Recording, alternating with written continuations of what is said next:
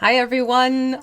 I am hoping that our wacky tack troubles are behind us now for this stream. I don't know if you saw the Twitter post, but I'm just going to fix the camera here for a quick second. I went to check on the stream and get things set up, and kid you not, it switched it to Pacific time. So it's like, oh yeah, you're starting in 3 hours. I'm like, no, I'm starting in like a half hour. So I don't know what's going on. I think with all these updates and stuff YouTube has going on that things just kind of get lost in the glitch of things. But today we are going back to our lovely beholder dude who, if you were here with us last week, you saw me get started on him, and this is how far I got along with him. The body's pretty much done, except I need to work on doing these bone protrusions as well as the teeth. There's a little bit more I want to do with the eyes as well, and then we'll get into doing something with this base. I'm still debating the base as to how I'm going to finish that. I'll probably just make it look more like stones. And then I'm going to pop him onto the solid black base that comes with it from the WizKids package. And this guy, for those of you who may have missed it, he is one of the prizes that's going into the 10K giveaway. So when the channel hits 10K, and we're actually a little over 100 from that happening, I will start a giveaway that's going to run. I'm thinking probably for about 2 weeks I'll have it run and then have it closed. And the lucky winner is going to get a whole bunch of very cool things. And I have to show you the last items that I'm including with this package, and this is actually a product, or products I guess, I've been using for a while now since Plaid sent them to me. So I'm going to include these 2 bottles in with the giveaway. I have been using them for terrain as well as for minis. I love this product. The matte, there we go. My right is my left is my right. The matte is super duper matte, which is fantastic. I find it really brings down the glossy shines of washes and paint finishes and things like that. And the gloss really does keep your metallic shiny and glossy and everything. So these 2 bottles are going to be included with that package as well. And I'm seeing some people jumping in saying good morning. So hello to Dave, hello to Mike, and hello to Nicholas. Very good to see you today. So yeah, these are the last 2 things getting included with that prize collection. In fact, I have a photo pulled together. So here's the full collection. Well, that's actually close up that. But did I not? Oh, I did not. Oh, it's in the other part. That's why. So what I'm going to do is I'm going to start sharing the thumbnail I made up of all the lovely prizes that we have for one lucky winner. And that is something I'm going to run through Gleam as well, just to kind of keep it nice and easy and straightforward and simple for how people can enter. But again, this doesn't activate until the channel itself gets to 10,000 subscribers. So feel free to share the channel with your friends, because the sooner that happens, the sooner I can run this giveaway. And, you know, someone's going to get really cool things. There are going to be restrictions, of course, due to, you know, countries and legalities of gambling and all that fun stuff. So there is fine print. And, you know, got to make sure to pay attention to that one. But for today, I want to focus on this dude, who I don't think we've given this one a name yet, have we? I know that the Death Watcher we named Frankie, because, you know, Frankie, he had that attitude we had going, which I loved. So still thinking on him, although actually maybe he needs to stay unnamed so that his new owner can name him. I think we might go that route. One thing I will do is not on the bottom of this one. When I get this finished and adhered to the other base, I will make sure I do a little signature underneath for the winner as well. So you'll get the date as to when I painted it and, you know, my little crafting muse thing going on. So what I'm going to work on first, oh, hello Achille and hello Alan, thank you for joining us. I'm first going to work on doing these bony protrusions. A lot of people I guess thought this was done too, because when I posted the midway progress photo, they're like, he looks great. I'm like, there's more to do. So with this, I'm going to go with more of the earth tone here. So again, all of these colors have been from the Vallejo game color line. The previous stream, I did make sure all those colors got up there. This stream, I will add in the colors I used today. So yeah, I'm going to go with earth, and I'm going to do the same thing like I have been doing. I'm going to thin these paints down and glaze over these, because again, when I go through, I first prime in black primer. Then with this one, I went back in and used ghost white, and I dry brushed to really bring out the details and the highlights that are already there. And when you go and you gloss over it, you can really see it here with the yellow. This takes out the having to go back in and having to re-highlight everything or add in those highlights, which when I'm doing a color blend like this is extremely helpful. So I'm not having to go back and do blending at every single point where there's been a color shift, and then also working out which color to use where the colors blend into each other. So I really like this approach, especially when I know I'm blurring colors together. I did it on the Bukovac. I don't know if you saw that guy yet. On the Bukovac that I painted over the weekend. It's super, super easy to do too. So people who see this and think, I can't do it, Yes, you can. Just watch the video, see what I'm doing, and try and copy it, and start on bigger miniatures before scaling it down. Oh, cool. Mike is also painting this beholder now. I think a lot of people have gotten back into the beholders. I don't know if there's been a run of resupply, but I've been seeing... Hold on. I'm trying to speak and squeeze and think at the same time. I've been seeing a lot of people posting what should I do with my beholder, which, in the way I see it, whatever the heck you want. Because there's so many cool ways you can do that guy up, or girl. I actually, if you saw from Origins 2018, Satine did a beholder and put false eyelashes on, which I thought was amazingly perfect. It looked fantastic. So yeah, just have fun with your beholders. There's, you know, of course, Xanathar and that type of thing where if you want to recreate that look, well then, yes, paint it to look like Xanathar. But if you're just having your crew fighting a beholder, nondescript, have fun with colors and everything, because, you know, you can make it look super menacing. You can make it look cute, which actually can be even more menacing when you know it's a beholder, but it looks adorable. There's fun ways to play around with what you're doing color-wise. All right, so right now I'm mixing up that earth. Again, getting it so it's very liquidy, like a thick cream. And yeah, this sculpt is a really great sculpt. I absolutely agree with that one, RJ. They did a fun job with just giving him lots of personality, and I like how the eye stalks are sort of every which way. It does help. I'm actually gonna have fun with painting the pupils to kind of have the eye stalks, some of them looking in different directions, because it's like, well, if they're all looking one way, then they're fixated on one thing, when we all know beholders can kind of look around and see where they want to see, however they want to see. So some of them will be looking towards us, some will be looking this way, that way, the other way. It'll be fun. All right, so I'm gonna get starting on these protrusions, which is what I've started calling them. I mean, I guess you could call them horns, you could call them plates, and that type of thing. Let's see, Nicholas says, been holding off on painting. Well, good. I'm glad that this has given you the inspiration to get started with it. And honestly, like I said with the first part of this stream, was I jumped to a Tree Frogs color combination, palette, that's the word I was going for. Sometimes just looking at different creatures is enough to get the brain going and like, oh, wait, I want to do that. Hello, King John. This guy has been sitting in his packaging for a little while since I got him, simply because of everything else I had going on and set up already. And then when I finally had a nice little break on what I was doing, that's like, okay, now we're doing our beholder. Now we're getting there. And plus I really did want to include it in for the giveaway, because I thought he'd be a fun little addition for people to enjoy. Plus it's fun. It's fun to share what you do with other people. If I kept every single mini I painted from here on out, I think I'd have to like buy a brand new home in a couple years. So I enjoy painting them up and sending them off to people who are looking for them. It's fun. I do like it. So you can see now with the same things before the glaze, as this is drying, you're seeing that ghost white popping through to help me out with bringing out the details without having to go back in and dry brushing that on or going by hand. Yeah, he's fun to paint. I agree, Gregory. He's definitely fun to paint. This is my... How many times have I painted him? Second time. Second time painting him, but I have painted a couple other beholders. Different makes.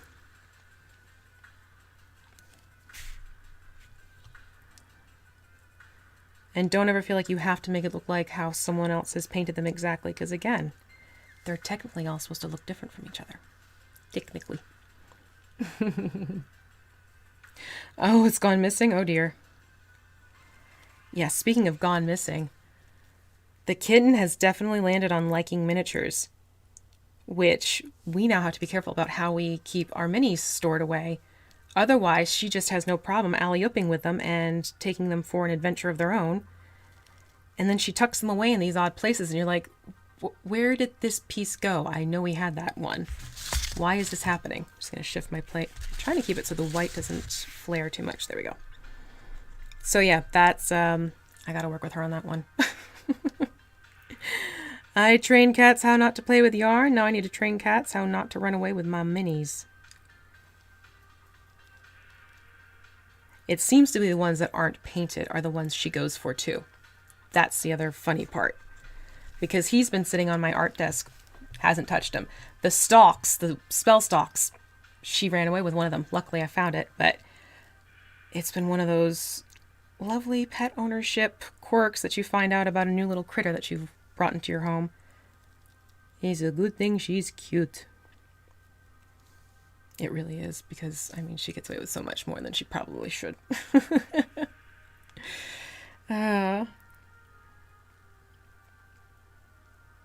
Depending on how much I am able to get done with him, if there's time, I'll probably get the eye stalk started at least. But you can see how things are going now with the plates. Very simple, very easy with this approach. It's just glossing that color on. I'm just going to go around and get all these done. Tackle boxes. Yes, I picked up a few tackle boxes for taking my minis out to the castle. And definitely sold on storing in tackle boxes just because you can customize them a wee bit in terms of the slot sizes and everything. So for those of you wondering, well, how am I going to store my minis, especially if you travel and such? Definitely recommend tackle boxes. I went to Walmart and they had a whole bunch of different varieties and options. Some of them are like super duper, like cool looking in terms of gadgets and gizmos and whatnots that are included with it. So just my random observation. I probably spent way more time looking at tackle boxes than I needed to, but I was also looking at things that were in some of them, like, what could I do with this? And it's like, no, just get the box. Get the box and then go. Well, hey, well, that didn't work. How are you doing today? Good to see you again. Thanks for jumping in with us. Just painting up the bony protrusions or plates. I don't think they're horns. I don't want to call them horns. Doo-doo-doo. This is another one of those things where because there's so many of varying sizes, you kind of have to keep spinning it around and around and around. And hello, Fabrice. Good to see people saying hi. We had a pretty low-key weekend outside of some insane thunderstorms. We actually had, Thursday night we had a tornado warning. That was fun. And then we had watch last night. We have more like severe thunderstorms coming this afternoon. The weather's finally shifting to summertime mode, so I think it's playing into that in terms of the whole, you know, the hot air rising, blah, blah, blah. Perfect scenario for creating the perfect storm. Thank you very much. Well, that didn't work. I appreciate that. This is one of those minis where I'm enjoying it, and I'm not gonna lie, I am gonna miss him, but I can always try and recreate for myself. This is more important for someone else to get and to enjoy, because that's the whole intent. That's the whole reason why I'm painting him up. And hello, ooh, Sujad. I'm gonna call you Sujad. That's your new name. If that's not the way it's pronounced, my apologies. Please let me know what you prefer to be called. But quick glance, that's what it became. And it was cute. My kids marched in the Memorial Day parade, which is just, it's a short little thing through our town. It's, you know, very small town Americana feeling. Everyone comes out dressed in the red, white, and blue. Different fire departments and such in the area participate, as well as police departments and all that jazz. But it's fun seeing the little ones going through with big grins and waving to everyone. It's just very endearing. Especially when you see the high school kids marching by and you can tell a lot of them are like, I'm doing this because I'm getting extra credit or something along those lines. It's like, yeah, I know that expression. But yeah, you can see as these are drying, it's so much easier like that. Very, very, very easy to do. Oop. Except for when you hit your paintbrush spinner. Yeah, if you go to Dollar Tree, this is what I keep my paintbrushes in. The office organizer for pens and stuff, that's what I keep all my brushes in. And I love it because I can spin around if I'm looking for a particular brush and I'm not seeing it from one angle. Usually I find it in a different angle. Hold on here, gotta reach through. But yes, it's getting closer and closer to leaving for the castle time. Today I'll officially have been there at the castle and done. a month from today. Not physically today, because, you know, I don't have time travel powers, although that would be helpful. And I'm getting so close to having everything pulled together. There's literally just a couple minis I have left to paint. A couple minis I have on order coming my way that are going to stand in for other things that I just didn't have the time to work on, but we'll do in a pinch type of situation. But yeah, it should be good to go. Yee! And then it's just going back and fine-tuning some things in the campaign. Why? What's your brush holder, Zach? I like how Zach's like, oh man, you're gonna laugh. You saw my brush holder. I have another cool one. It's like a grid system. I use that for. I have two separate brush setups. My terrain brushes and then my mini brushes. That does help. For those of you who are both into making terrain and painting minis, it helps to have your separate sets. And then what I'll do is I'll often downgrade mini brushes to terrain brushes as needed. Now that guy's actually, there we go. That was a bony protrusion, not a scale. But that one's like a cool grid. I have solo cups glued to a pizza box. That's actually really clever. I am so not laughing at that. That's smart. See, I like reusing stuff and repurposing. So for me, that's a 2 thumbs up. I appreciate that technique.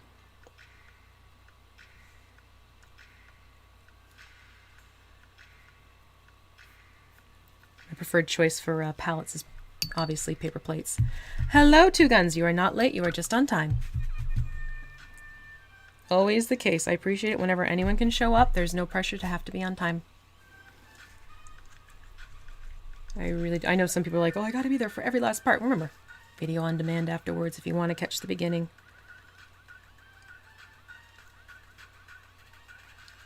I'm just working this in here between all these eye stalks. That's the fun part. It's also why I kind of kept this a warmer brown, because I was going to be working near warmer colors where it gets tight, just to kind of help things a little bit. All right, let me just change angle on him. So what we'll do is we'll get these guys painted up, then I'm going to do the teeth. And then I'm going to show you specifically how I do the washes on this, because with the color blends, I'm using different washes in different parts, and there's tricks to make it easier on you, so you're not ending up with a muddied mess. Just took foam board with XP. Oh, that's cool too. See, everyone has their own little tips and tricks that help them with their crafting stuff, and it's cool when you share them, because other people will be like, ooh, wouldn't have thought of that. That's why these chats are so helpful. Sharing is caring.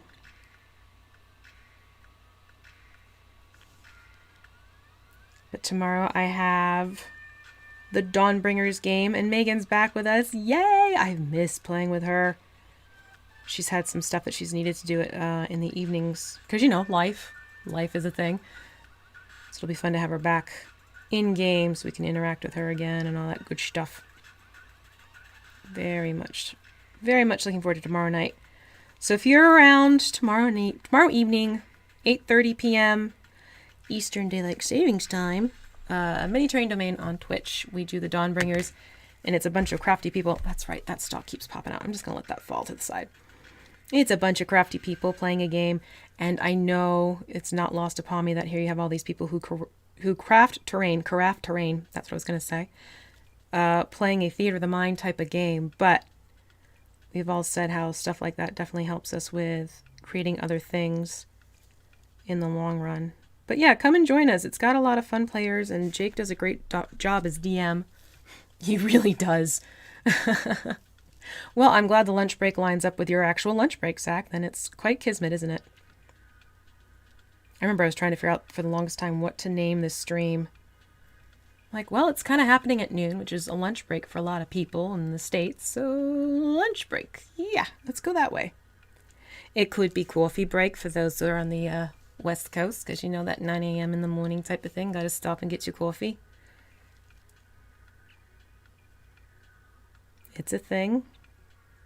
Although for me, it's tea. I can't drink coffee. I miss coffee, but coffee doesn't play nicely with me anymore. Yeah, these guys are pulling together. Yay! Oh, and I gotta remember these. He's got these fun little, almost like, you know, soul patch goatee plates going on at the bottom. I have to remember those. I remember I forgot them last time. I was painting this model. It's funny the things you remember when you go back and you paint the same mini, even though it's a different painting technique. There are some TV shows where if I've been painting a mini, and I'm done painting the mini, but I'm back to watching the TV show, it reminds me of the mini. Kid you not. That whole bizarre association thing. Which means a lot of the Beebe's Place miniatures are refreshed in my memory when I'm watching Lucifer on Netflix. Games are always more enjoyable when the GM's good at what they do. Very true. When the GM is, or even just willing to play into the game themselves, that helps as well.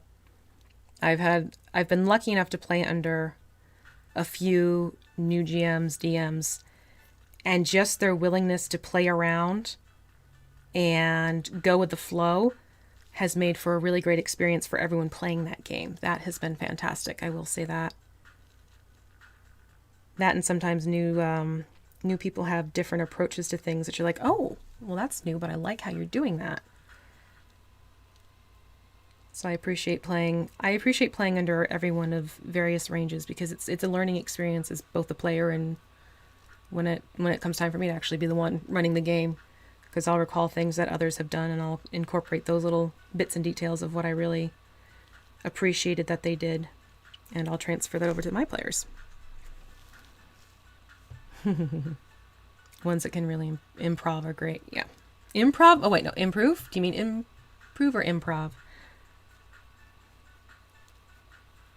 Having that ability to kind of jump in and improv definitely is helpful. And that is something you can learn to do too. If you really want to learn how to improv, run a few games for kids. That will absolutely keep you on your toes and keep you thinking, and the way they think will get your brain kind of changing it up a little bit for yourself as well later on. Speaking from personal experience, you know, as adults we tend to look at things more in certain spheres just from experience and whatnot, but kids, holy moly. It was the one game I ran for my son for his birthday with his buddies.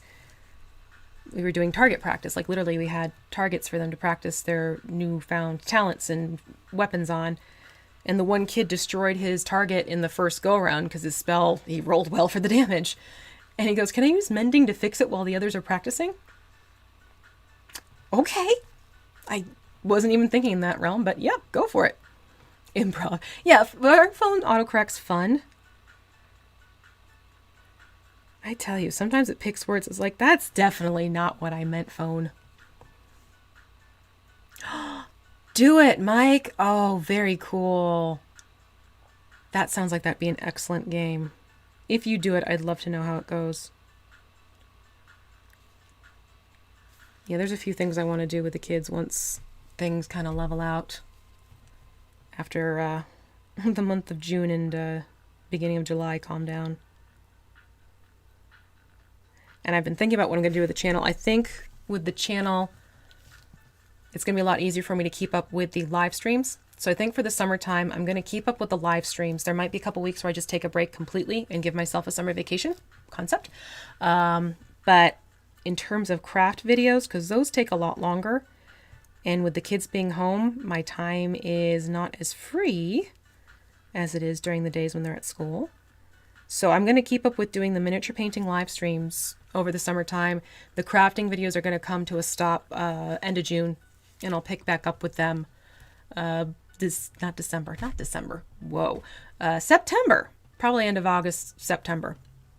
Hello, Chameleon fam! He gets a special greeting because he's like one of the biggest helpers with the domain dice over on Mini Terrain Domain. Thank you so much, sir. You have come in quite helpful many a times. But thanks for stopping in. I appreciate it. We're going to get to see you tomorrow, hopefully. I know sometimes work can get in the way. See, I remembered to get the little goatee soul patch. I guess soul patch because it doesn't have the mustache going on, right? I have to look at that technical definition.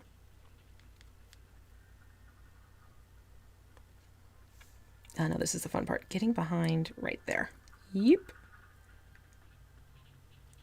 I think I got them all. So here we go with the horns. Not the horns, the plates. Protrusions. You can really see where the paint's now dried, how I don't need to go back in and worrying about highlighting. You know, Zach, you're not... Aw, thank you, Chameleon Fam. You're an angel. I really appreciate that. Very kind of you. Zach, Twitter has been doing the unfollowing thing on me too. Like, there are people who I will interact with on a daily basis, so I don't think anything has happened. It's like, because I see their tweets in my feed and everything like that. For some reason, I'll go and I'll check out their profile. Maybe they're talking about something and I didn't catch that tweet. Sure enough, it's been unfollowed, and I know I didn't do it. I don't know if it's something where, you know, sometimes if you get caught up in a like sort of mass tweet and they mute the tweet or have something where they unfollow the person who's done the tweet or whatever, and it just gets everyone guilt by association mode. Oh, there's a little part I do want to get that I'm seeing right now. But yeah, don't ever worry about things like that. It's happened to me, and it's happened with, like, Twitter literally muted my best friend. I'm not kidding. It muted my best friend on me, and I didn't do it. So, I don't know. Social media's algorithms, they're fun. All right, so here we go with... We'll do the model spin. Remember, that's where one of the spell stalks go in, but the one eye is a little bit wobbly. And whoever wins this, they are free to superglue in the stalks if they want to. I want to give them the option of if they want to do the spell factor. Because I know some people like having that. Other people can't stand that about this model. But I didn't want to take that choice away by just supergluing everything in, because personally, I superglued in the eye stalks. But for someone else, I want to be sure that they can do what they'd like with it. Okay, so I think we got them all. And I keep having a panic attack every single time I see that white spot, but then I'm looking at the eye, literally on the table in front of me. So yeah, that got all of them. And now what I'm going to do is the teeth, the choppas. Let's see here. I'm using just the straight up earth from the game color line. Aquile on the protrusions, and the teeth are going to be... I'm going to start with... No, what am I doing? Oh, this is where I was debating. I was debating if I wanted him to have gnarly teeth or if I want him to have slightly whiter teeth. So I was debating doing khaki or bone white. And I'm still on the fence. I think I might go bone white. Yeah, I'm going to go bone white because when I do the wash, if I don't like that it's bone white, I can always play it down with using Agrax instead of the Sepia wash like I'm thinking of. All right, so let me get that set up. I'm going to set the bone white so I can get onto the teeth. But yeah, once that paint dries, as Zach's noticing, it plays nicely. It really helps. It's when that glossy, wet paint factor is still into place, especially with the webcam. Pointing to the wrong webcam, especially with my webcam. He's the one. It picks up that glare a little bit more, so it's hard to show off. That's why I always try and get pictures now after the fact when we're done with the streams, too. All right, so moving on to bone white. Let me shake it up. I haven't used this one in a little bit. And then, oh, for those of you who have gotten the Bones 4 miniatures, and then, yeah, see, that's not going to really need to come into play. Well, that didn't work because of what I have going on with the shading underneath. So those of you who gotten the Reaper Bones for Kickstarter stuff, heads up, I found that with gluing some of them, stay away from any of that gel-based super glue. It is extremely brittle and it doesn't get a good bond after the fact. At least with those Reaper ones for some reason. I don't know why. But I did want to make a point of mentioning that because it was something I noticed over this past week. I actually went out and I bought a different super glue. Just the classic liquid style, and the problem immediately stopped. So heads up for those of you who may have grabbed the gel variety. There's something about it with the particular resin or something. I'm not sure why. They don't play nicely together. So I figured I'd mention that to save some of you the hassle, just in case. Because we moved over from the gel to... Oh, it's upstairs. Yeah, it's just the liquid version instead of the gel. Yeah, I'm not going to mix them, guys. I know I'm doing a wash thing here, so I can have the wash come into play for the look I have in mind. Plus, with the teeth already getting that highlighting in.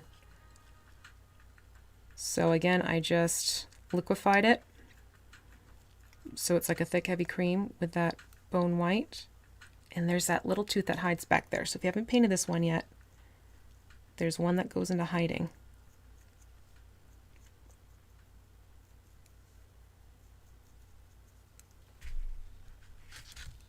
Yeah, I don't think I would have wanted to go darker with that, because once I put the wash on, it would look pretty much like the protrusions, which I don't want to have them being the same color.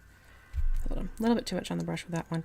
That's the other nice thing, is when you thin out the paints, if you get a little bit too much on the brush, you can just take your brush, blot it off on paper towels, wipe off the excess, and then go back and shift the paint around. It definitely helps.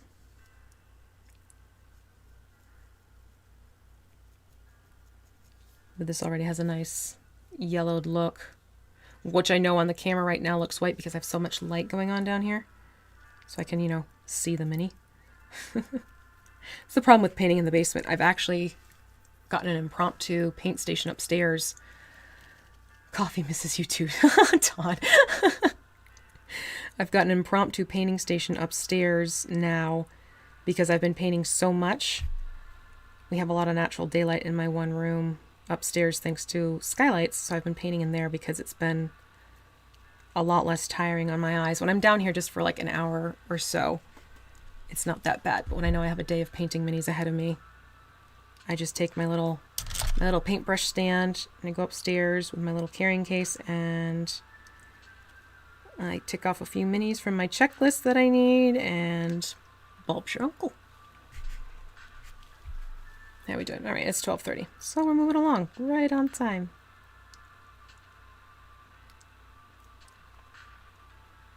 Yeah. And when it comes time for you, if you want to do fun and goofy things with the teeth, by all means. Some people are saying go and do the paint in different spots, which you can absolutely do. It's just when I have this highlighting stuff happening underneath the teeth, starting to do that, it then gets to be a little almost overdone, which is why I want to stick with the one color with this technique.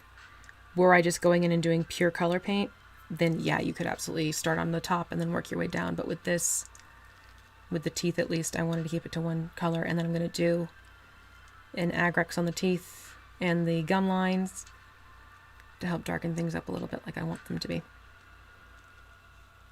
Yeah, natural light is absolutely the best light if you can get it. If you can't get it, then getting lights that have like the one above me. That's an LED, as is the one in front of me. Both are LED lights, daylight, natural light type of setup, which helps. All right, so the teeth are going to dry. I do want to do a little bit more work on the big eyeball, and then we'll do the little eyeballs. The little eyeballs. The little ones. For that, I'm jumping to a smaller brush because I'm going to just do a little bit of fine detail work. So the eye itself was pretty much done in bloody red, and then the iris I did the what was it? There we go, hot orange. Now I'm going to take and jump into orange fire and just work on a little bit more detail work through the iris zone is my plan for the eyes. And then I'm going to go to the smaller stalks, switch over to just doing black for the pupils and have some fun with that. And so in this case, I am not thinning out my orange. I am jumping down to one of my very, very small paint brushes. Yeah, painting outside would be nice, except it's been weird weather for us. There are some days where it's like I can easily pop up onto our deck and go and paint, but not lately. Not with this back and forth weather. All right, so what I'm doing is I'm taking this hot orange and I'm just very carefully, there's this edge that I'm dancing it on a little bit, just to give a better division between the iris itself, that you can see right there. Hold on. There you go. You can see what I did right there. It's just these little touches that help. It's a good thing I was never a baton twirler. And I'm just basically just blotting a little bit of paint off on my hand, kind of using the side of my hand to help shape the tip of the paintbrush more to what I need it to be. Same thing, I'm just going to dance it along. I got a peek in here.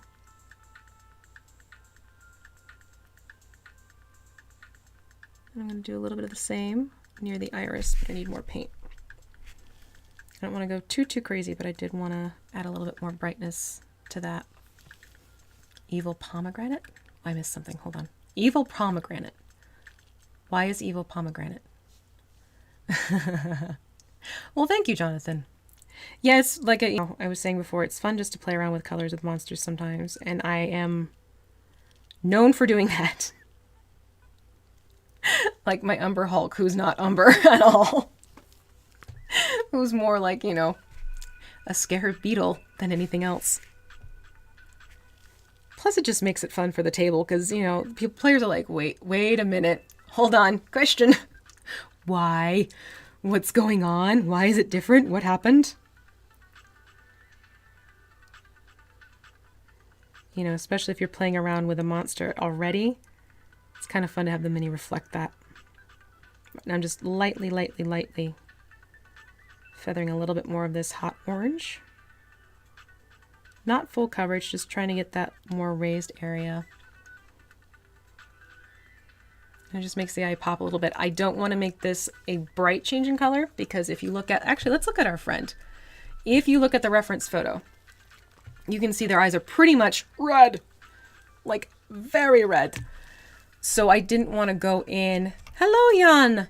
I didn't want to go in and make it so that the iris was a drastically different orange from the red, and then we have the full, you know, 3 parts of the eyes going on here.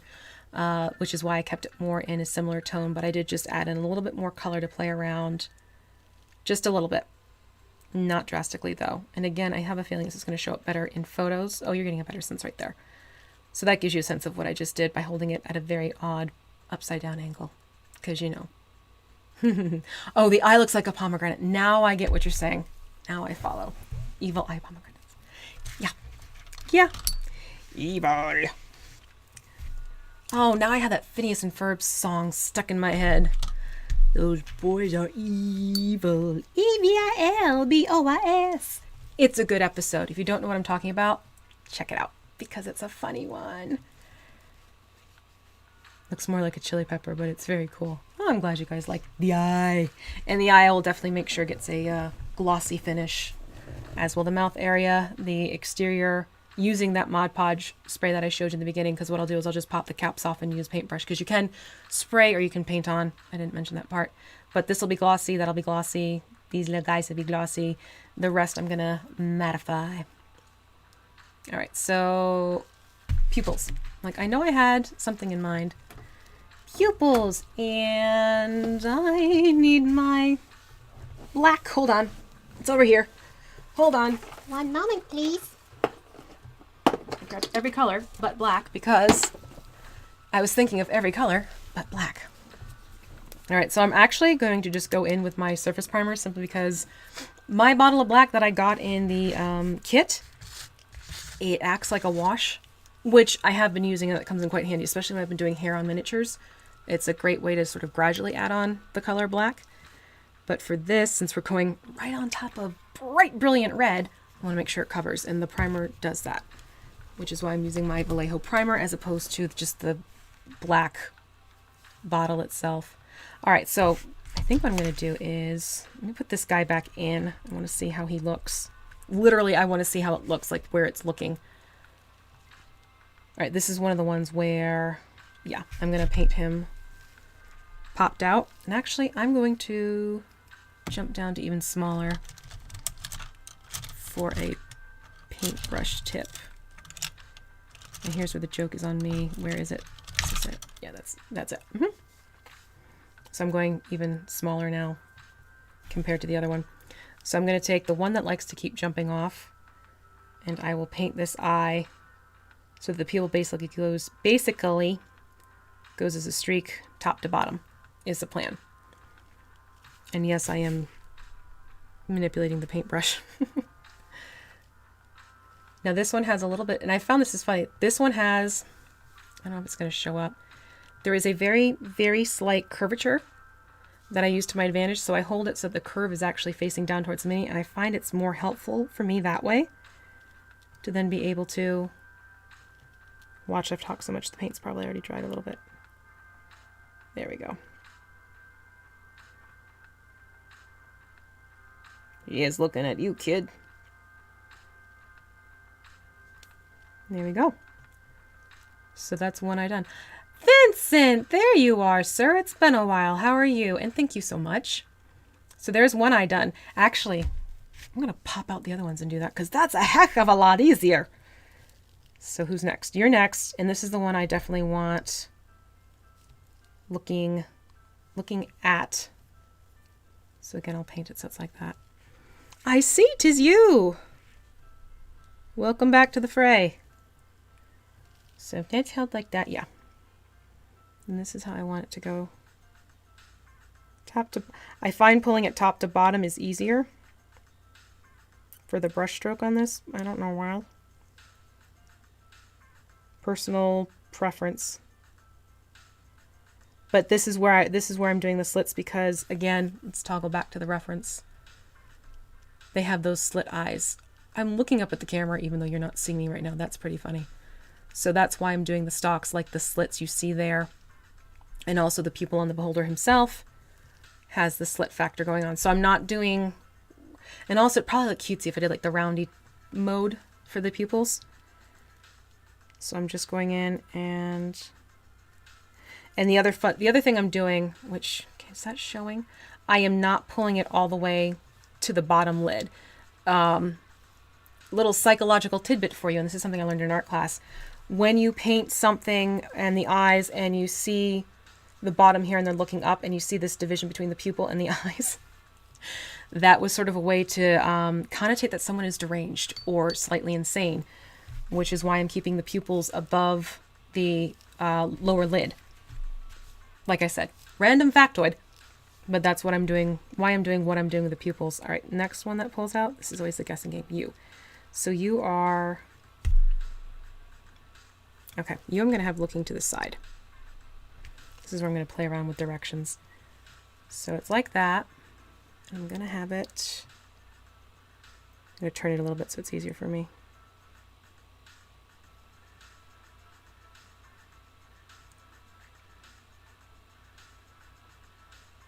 So I start the paint up near the edge of the top eyelid, and I bring the point down above so that there's space. Oh, that one shows it better. So you have that little space between the lower lid. So that's why I'm doing that. And then the other, did I put the, oh, I did. Shoot. The other one, we had it where there were little white dots to show off the shine or connotate a shine. I'm not going to do it this time because it gives it kind of, I know there's one more in here, isn't there? 1, 2, 3, where's 4? There's 4. Where's the magic one? It kind of gave it more of like an anime-esque look, and I don't want that with this one. All right, so this one's kind of sitting like that. So I think I'm going to paint it so the pupils kind of... This is the fun part. Which way are you looking? And honestly, you kind of want them looking every which way, just because e-holder. Ooh, that does not sound pleasant, Vincent. Just rest up. Rest up and heal. It's the best advice I can give you right now. Because, youch, that does not sound fun. Do-do-do. See? He's got his eye on you.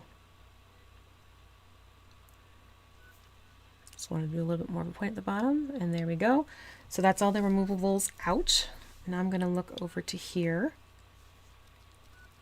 All right, so we have a bunch of different ways to do these guys. I'm going to start with you.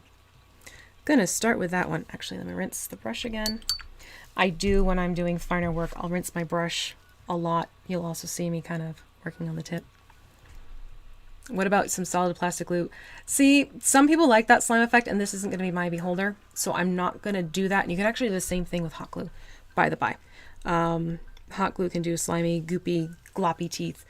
But because this isn't going to be mine to keep, and not everyone wants the drippy, drooly, slimy, whiny, I just went Doctor Who. I'm not going to do it on this guy. I will make sure the teeth are super glossy, but I'm not going to drool them up. Because that's a thing. I don't want to drool them up. Am I in frame? Sort of. Kind of keeping this a little less super customized. Beyond the color palette, obviously. So I want to make sure it's appealing to more than just a few people. So there we have him looking. He's looking. I'm actually going to put a little bit more paint on the brush.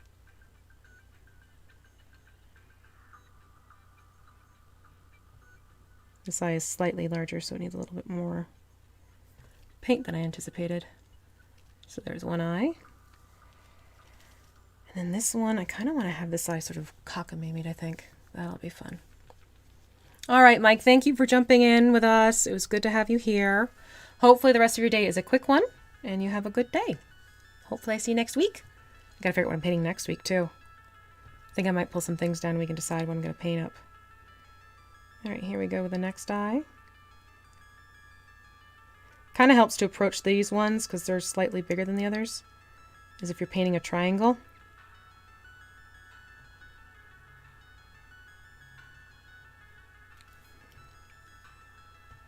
There we go. You can see I'm just kind of getting the eyes going in different angles, so it's the looking all around and taking it all in.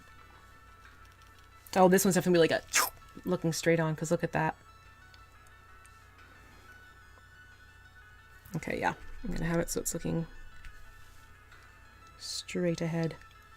Let me get in frame and get in light so I can actually see what I'm doing.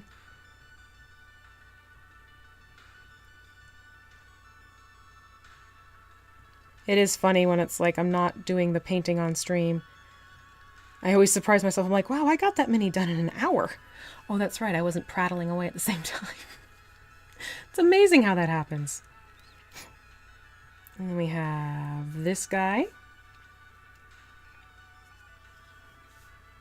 Rotate. This is a mini that definitely gets rotated around a lot, so gentle hands help. And always make sure you wash your hands too before you go and paint your minis, because sometimes you might have lotions or just natural oils on your hands. If you really want to be careful, and I will do it as well, Dawn soap your hands when you go to wash them because it strips some of the oils off. Hold on, I'm thinking. Still thinking. We have them all? Is that everyone? No, that is not everyone. You've got so many eyes. And we have this one.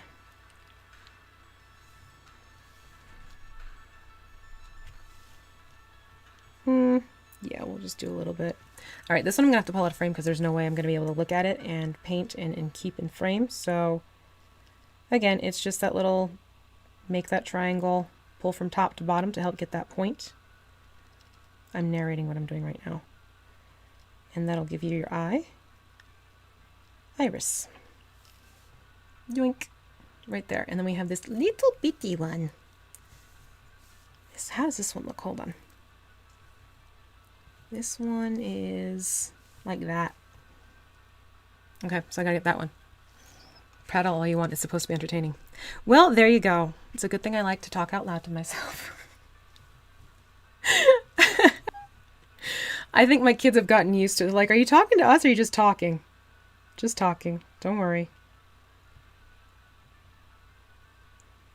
You'll know when I'm talking to you, kid.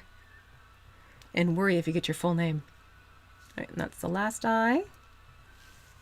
So those are all of his eyes done. Ta-da! I'm going to put the others back in now because I'm going to move on to doing the washes. He needs a verse. A nice verse. And those, like I said, I am going to be doing some different color washes in different zones, which I wanted to show to you guys. And that'll actually work out perfectly well because by the time I get the washes on, it'll be about 1 o'clock. What mini do I want to do next? I'm looking at the minis. I actually have like a whole big bunch of minis behind me too, because it's something I want to make sure we get finished up before I go away. And then where do you go? You live. Again, these are sort of coded shape to number 2. What number are you though? This one doesn't have a number on it. I'm looking for 2. Where's 2? Are you 2? You 2. Yeah, you're 2.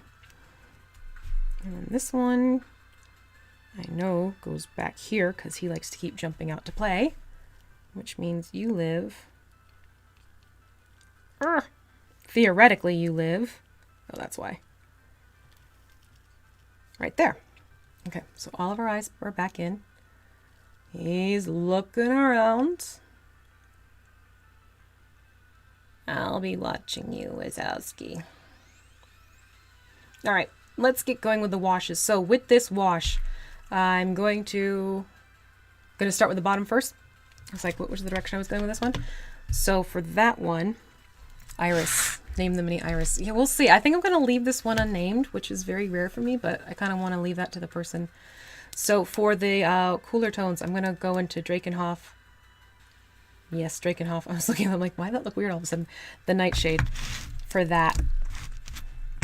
And I'm going to use that pretty much where it's more of the blue down through here and a little bit through here. I'm going to avoid it as it starts getting up into the warmer tones because I'm going to move from there to a different wash. But it'll help so you work from bottom up as opposed to top down, because when the warms start flowing into the cools too much, that's where you can kind of run into trouble.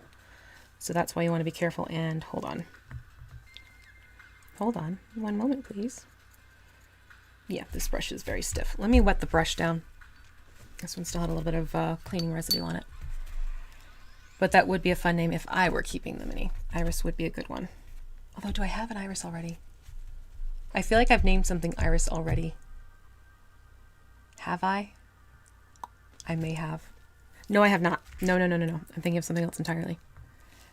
But yeah, were it mine, Iris it be dubbed.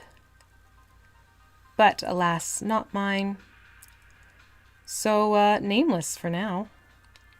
And right now I'm just working this into the scaly area, just to enhance those a little bit more. And if you don't have washes, or if you didn't want to do this part, you wouldn't have to, because this really does play up well enough on its own with the glazing over the dry brush technique. But I did want to do a little bit of wash just to kind of play off more of the, because this has it has some really cool details that the washes help bring back out in the sculpt, which is why I'm going back in. You don't want to have your brush too heavily loaded either.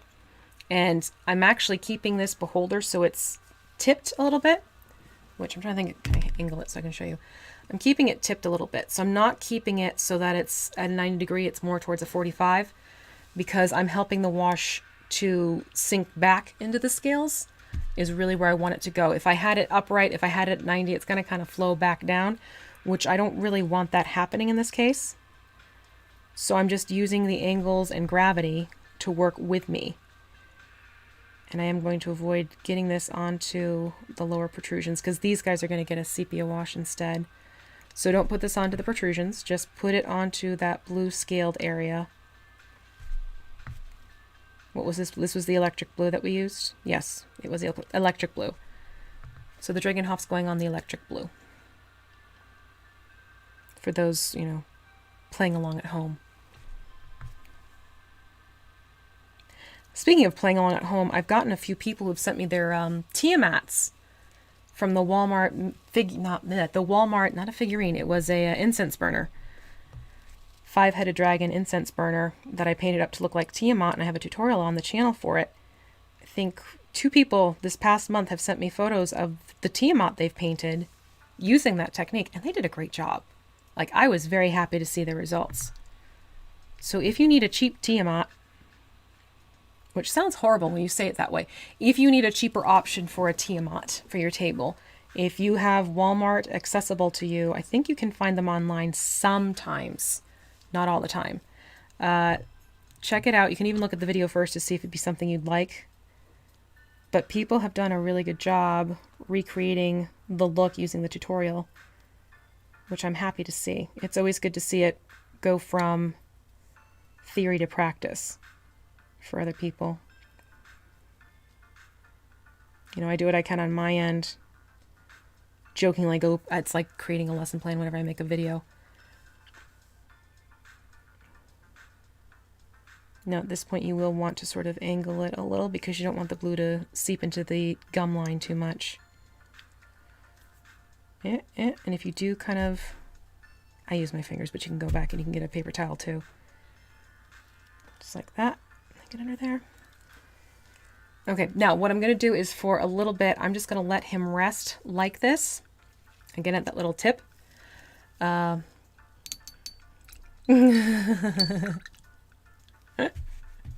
like finding cheap materials and putting them to use because not everyone has money to spend on getting everything they want. I do try and keep that in mind with a lot of my projects, is keeping it affordable for people or readily accessible. That's the other thing. That's why I like to use things like the clear plastic, but I'll say use your fruit and veggie containers because people tend to have fruit and veggie containers more than they might have blister packs left over for miniatures, because I don't want to assume that everyone has all these miniatures easily at hand where they can just rip one out of their container and use the blister pack. That's why I try and use common household items in my ingredient list. Best way to describe it. So I'm going to let him dangle just a little bit, and let me see here. I've gotten some really cool minis lately. Should I do an owl bear? Do we want an owl bear? I have an owl bear. Owl bear is an option.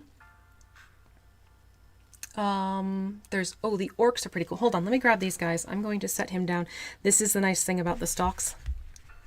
You can kind of have them work with you as a prop. And I'm just going to get a little thing. No. The bottle. There we go. We'll do the bottle trick. Hold on. Let me grab these orcs. Because they're cool.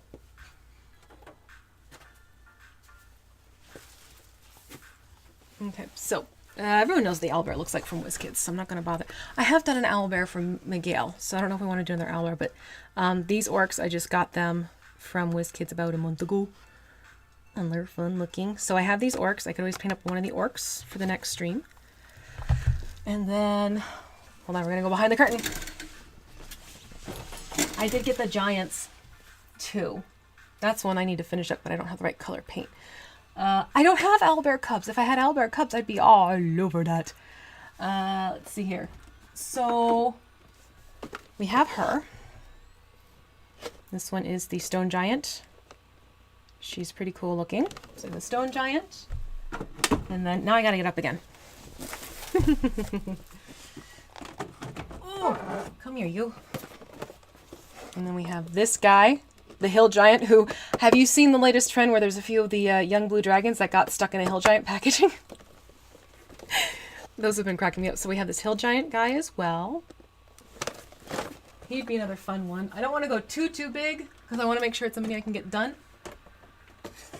And I have the cloud giant too. She's pretty cool. Here's the cloud giant. She's a fun one looking. She's got the cool details on the cloak too. So I have those. What else could be a fun stay? Oh, I have the Dragonborn Sorcerers. They're another cool pair.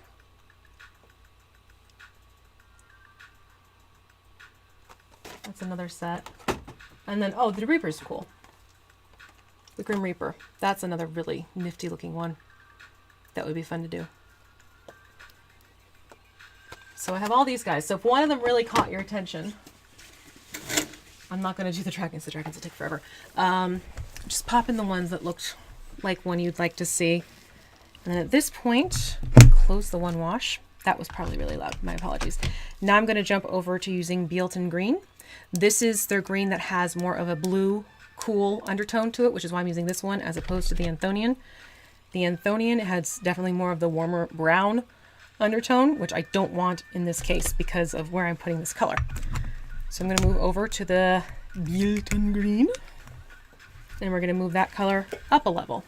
So again, keeping it so the angle is tipped back a little bit, and then working this so it stays, yoink, more in the crevices, working around those protrusions. I don't want to get this on those. Really don't want to get those on those. I'm just working it where the, oh, what was this green? This was foul green. I'm trying to remember the names of all the paints now. I should have kept them out of the little carrying case, but like I said, I've been taking my carrying case upstairs so I could paint more. And just like I was doing before, I am tucking this in deeper under the scales because that's where I really want that wash to live and bring things out.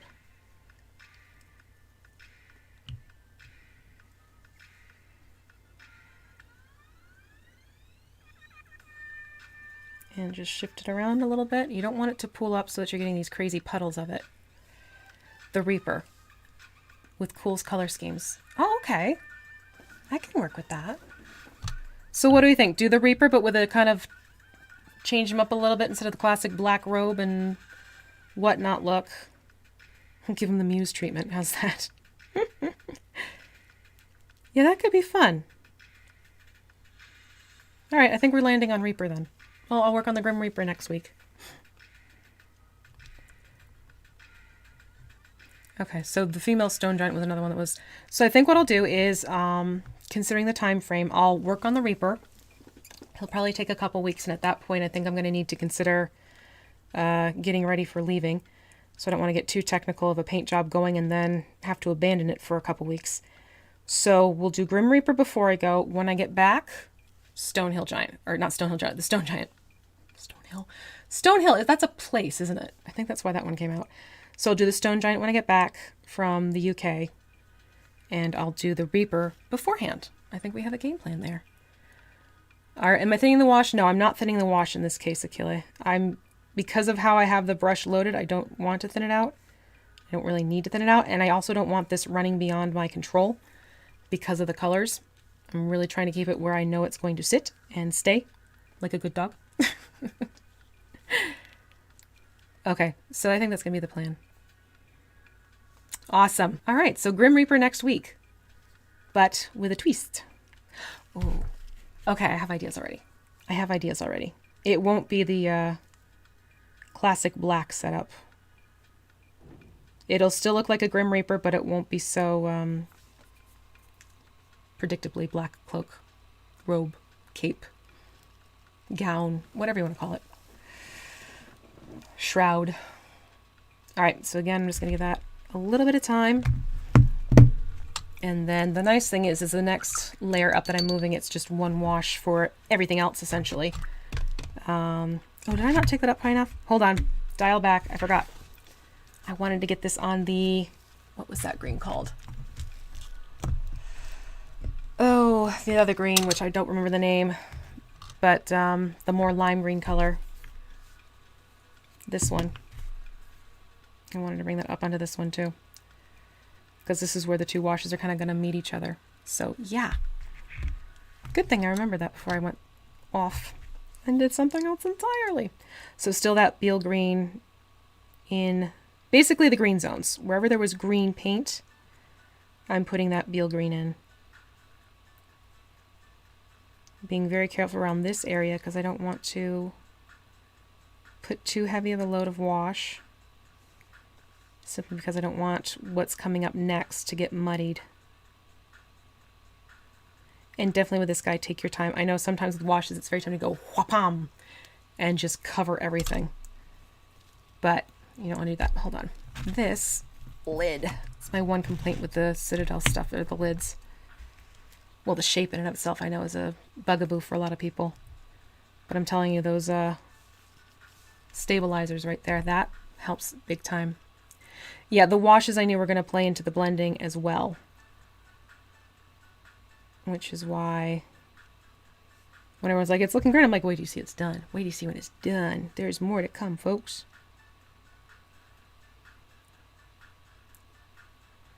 This area especially, because we have so many nooks and crannies hiding away here.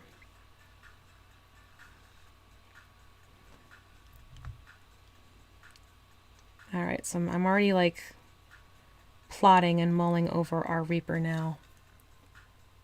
Thinking about what I'm going to do. I'm literally going to set up the next stream after this one is done. So that way people know it's coming, and I'll work on getting a thumbnail for it later. But I think the Reaper will be a cool mini to pull out. Granted, yes, I could save it for like that Halloween time, but let's face it, I have monsters aplenty. Oh, thank you, Vincent. Yeah, we're almost there. We're almost to 10K. which everyone laughs when I say, I just want to get to 10K. That's like been like the number in my head for some reason. It's like a cool number to get to. And after that, everything else is icing on the cake. So 10K, yay, almost. I don't even know what the current count is right now. I haven't looked. I looked this morning, but I know a couple more people have subbed just based off of email notifications. So we shall see. All right, so this is still that Biel. And I am going to work that into the lower lid. And again, I'm doing a very small amount of the wash on my brush as I go. I don't want to make this like, you know, blop, put a whole bunch on, because I want to ease it through where I want it to go, as opposed to having it overblend. I'm going to put a little bit through here. Very carefully. There we go. So that gets the Biel everywhere I want the Biel to be now. So now I'm going to put the Biel-tan away. Creeping closer to that 10K. I know, it's unreal. It's unreal. And I'm excited for pulling that prize package together too, because that'll be a fun treat for whomever is lucky enough to win it. I'm telling you, that dice vault, that's a gorgeous color. The purple heart. It's a beautiful, beautiful piece of wood that they sent me from Wormwood. So Wormwood guys, if you're watching, thank you. It's beautiful. I can't wait to send it along to someone. Oh my God. Actually, I think 3K was about this time last year. Yeah, it was. I hit 3K when I was in Arizona, which was about this time last year. That's nuts. Oh my God. Holy crow. When you put it that way, that's just like mind-boggling. Go figure. All right, I'm just giving this a little bit of, I'll encourage it. I'll just, you know, get air moving around it to dry it a little bit faster. Now, I've been holding this upside down, and I do want it to dry just a little bit, because what I'm going to do is turn it upright again once I get the scales done. So I do want this area to be mostly dry, so that when I turn it right side up, it's not going to be pulling back down. That's what I really don't want to have happen. But yeah, so we'll do this. So Reaper, these dudes next. I'll take them out of the packaging. Let's do that while this is drying. Drying. If you're driving, we're in trouble. Let me take them out of the packaging, because I'm going to need to take a picture of them anyways. Don't fear the Reaper. Now that song's in my head. Come on, baby. That's what I do. It's why I like playing a bard. I like the songs. All right, so here's the Reaper. Ooh, this is actually this is my first seeing it out of packaging, so. Hee hee. Oh, yes, I'm a happy lady. Look at all these folds. Oh. Okay, yeah, I'm glad we're going with this one now. Look at this. Oh, yeah, I gotta have fun with this guy and some colors. I'm already seeing the potential for a couple different colors here, because we have sort of the lower layer and the upper layer here. Gonna play with that for sure. And the face. Ooh, I have a fun idea for the face too. I'm thinking. Thanks so much. Well, that didn't work. I appreciate your saying that. Yeah, this is gonna be a fun one to paint. Oh, and even the look at that. You get the wood grain. That's so cool. They did a good job. I am going to have to do a little bendy work, because this is, yeah, it's supposed to be curved, but not that curved in that direction.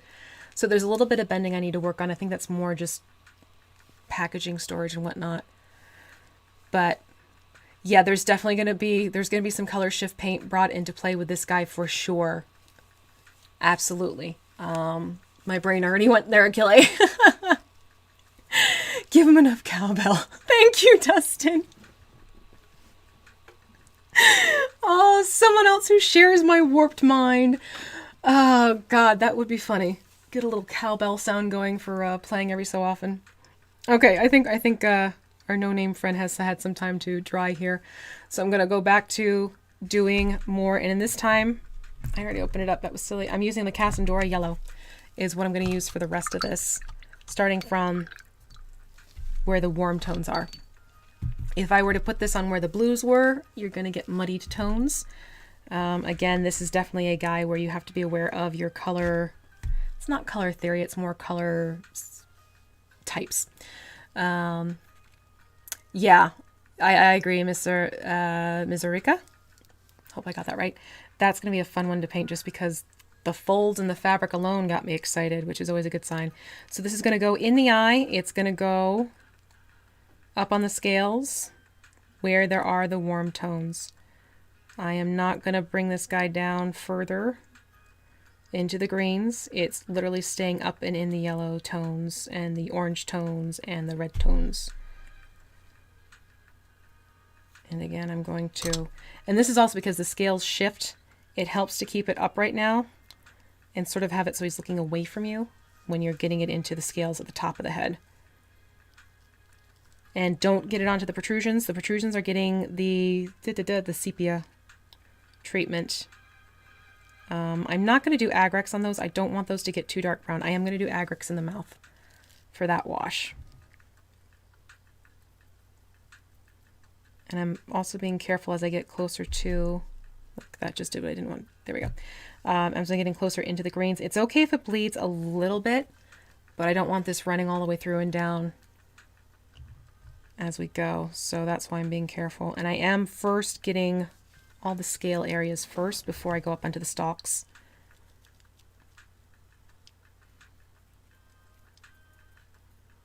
Because I want to make sure that is moved around enough and not loaded up. So if anything should slide down a little bit with the eye stalks, we're not getting huge pooling issues.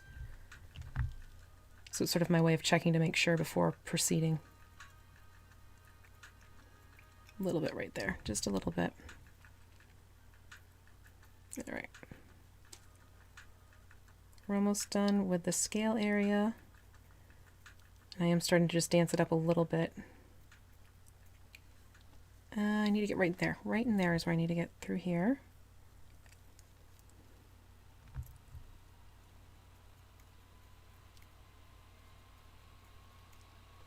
Okay, so that takes care of the scale area through here. Now I am going to turn him upside down. And you've probably, if you've watched the Xanathar facelift video that I've done, I do the same thing with him for the eye stalks. I turn it upside down completely so the wash pulls, well, from the base of the eye stalk to the top where the eyeballs are is how I'm going to be getting this on. We guessed. Yeah, I'm already getting excited for the Reaper now. But this is the same wash as I've just been using before, the Cassandora, pulling through all the warm toned areas. So my yellows, my reds, my oranges, but holding them upside down. It just makes it so much easier with the stalks and making sure things don't go too far where you don't want it to go. And I do have, with my pegboard, I have some things set up for when I know I want minis to dry upside down. I can just sort of, like how I have it at my fingertips, I can just slot in the base and go yoink and call it a day, which I'll probably do with him after the fact. Well, hello, bass hunter, bass hunter. Bass or bass? Are you hunting fish or are you looking for a rhythm? And if you just followed me on that one, kudos to you. Oh, boy. I'm telling you, Wednesday afternoons, you guys make it fun. Absolutely. Always enjoy our Wednesdays together.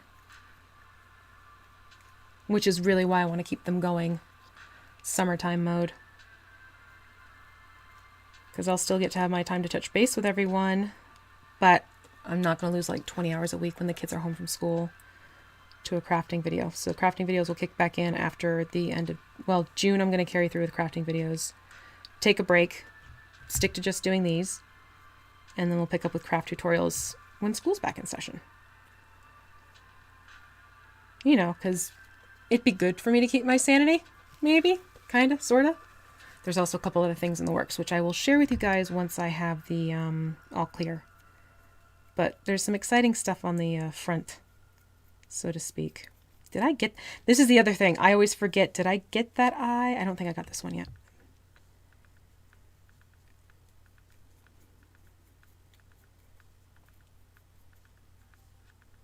I do think we got most of them though.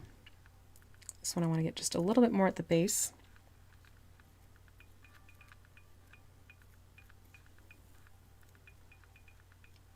Yeah, that's all of them. Okay, so he's upside down so that all of that wash can kind of stick towards the eye stalk area. Thank you very much. Alien and scary, yeah. But you can see how just putting that wash through has definitely changed it up a little bit. Now, hold on. Oh shoot, I put it way up there. Let me hold him like this and see if I can do this with one free hand. I'm going to switch washes. I'm going to go over to the sepia so I can do the... Things are going to wiggle. So I can do the sepia on the bone plates. That's my Agrax. I want my sepia. So the Seraphim sepia, again from Citadel. I need to get more of these soon. Absolutely. Hold on. Hold, please. There's no way I'm opening that without 2 hands. It was stuck. All right, so rinsing my brush, jumping over to sepia, I'm going to do the bone plates. No, don't worry about it, Achille. I followed. Yeah, time with the chillins for sure, because they're growing up fast. My one boy walked in and he said something and I didn't recognize his voice because his voice is changing. I was just like, who are you? Oh, God. Who are you? Who is in my house? It's me, Mom. What? Who is this strange young man? I love being a mom of boys, though. They're such sweethearts. And I am totally biased in my statement about my own children. I know that. All right, taking the sepia, and I'm just, again, trying to keep this pointed down. I probably should have done these before I did the top with the yellow. Hindsight 2020. So if you're going back and you're copying me, at this part, do this first and then do the Cassandora on top. That would have made more sense. But just little touches of this around. Again, you don't need to go gonzo ham with a whole bunch of wash on them. But it does help bring out the details of the sculpt a little bit more, which is why I am going in and doing this. Even though those colors did dry quite nicely. So that you can see the details, I do want to boost it slightly more. My goodness. Let me finish one side before jumping to the other, because I'll forget ones if I don't.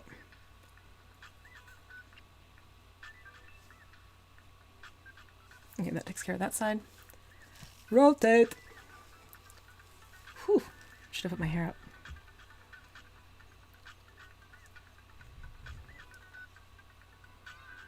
But we're getting there with him. So as I'm handling him, the base I will do off screen, but basically what I'll do with the base is I'm going to paint it in a dark, actually no, I'm going to paint it with the black primer and do the highlighting again. Then I'll shift over to just doing a gray, and then I'll dry brush with a tan to give it a stony effect. Yeah, I'm really happy with that. I mean, look at the way that's coming out. Yay for divorce. And again, if you don't want to do the wash part, you don't have to. This really can be an optional factor because the details are already showing nicely. I just want to pop them that much more because, you know, I like doing that. But if you don't have the washes or you'd rather not have to do the washes, you can basically stop when I finish doing the irises. I leave that up to whoever is deciding to use this as their tutorial as they go along. All right, now I just have those little 2 soul patch ones. Oh, that's funny, Vincent.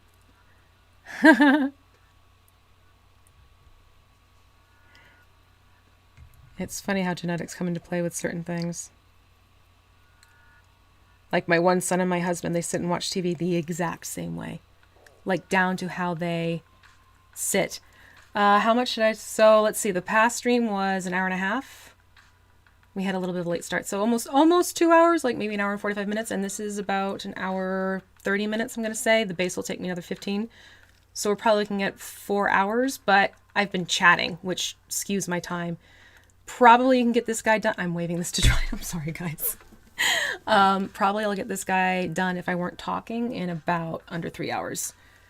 So yeah, I'd say safely it's about a 3-hour project all said and done if you aren't stopping to chat and then show off things and whatnot. But I do very much like this sculpt. Let's see if I can get open with one hand. Nope. All right, hold on. Ah. Did I get wash on my chin? Did I get wash on my chin is the question now. All right, so now I'm going to move over to the Agrax. Agrax is a darker, deeper brown, which I want for the mouth area. So this is going to go on the gum line, into the mouth, and also onto the teeth, which is why I went for the lighter bone white. I didn't want to go too dark, and then knowing a dark was going on top of that, and then it just looks, you know, not how I want it to look. I'm going to tuck this in here. Definitely with this gum line too, because as you can see, there are all these great ridges. Tuck that wash in, and then just bring it down the teeth. And that brings it into a more dingy color for the teeth as well. And for the tongue and the mouth area, get in there as best you can. It does get a little awkward with your angles and stuff, but that's why I wanted the wash to be the same for the mouth and the teeth. So if one should go a little wonky on me, it's not a big deal. Yeah, I'm sorry. Let me wave this around while I'm chatting. Why not? I'm just so excited. Okay, now I'm going to pull this up onto the teeth area. And again, try and keep it tipped a little bit, just to help with where the wash is flowing.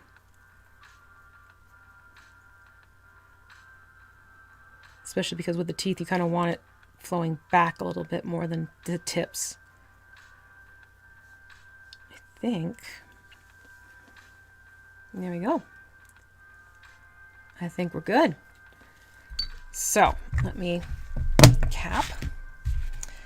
Well, thank you, Matt. So here we go. So here he is. Let me move stuff. Let me get stuff out of the way to kind of get the clutter out. Declutter a little bit so you can see him better. So here he is. I'm still trying to hold him at an angle as best I can. But we'll just really quick put him upright so you can see the tops. And it still has a glossy look because the washes are drying. But there you get the back. You can see the protrusions. So literally he just has to dry now, and then I'll take care of his base and then pop him onto, where did I put the base? Base is in here. It's just, you know, standard black base from WizKids. I'll pop them onto that after I get this taken care of. Again, if you're painting this, and if you've gotten, because I can see right here, I'll have to go back in. If you've gotten any paint onto this part, a little bit of nail polish remover with acetone in it on a brush, and you can just very lightly move it away. So there we go. He is, outside of drying and getting sealed up, he's done. So when it comes to sealing, the outer body is going to be done in a matte finish. The eyeballs, even the little ones, and the mouth are going to get a gloss finish. And once I have all that done, I will take a photograph of him, and you'll get to see him in all his completed glory. So that's it for our no-name friend, who is part of the prize package for the 10K giveaway. And thank you so much for joining me today. And next week, we're going to do the Reaper. I'm so excited for this one. Yeah, this will be a fun one to paint up. Oh, I'm glad you like the way everything came together, and that's just it. That's what I was talking about before, Matt, with the different finishes in terms of the matte and the gloss. I am going to seal him up to keep things nice and protected, but he's still drying, so that's not going to work, and I have to let him dry like this just to kind of keep things from flowing into each other too much, and I don't want to muddy the washes. So that's the story for today. Next week is the Grim Reaper. I will see you same time, same place, same channel, different date. Take care, everyone, and thank you again, and have a lovely, lovely week. Bye-bye.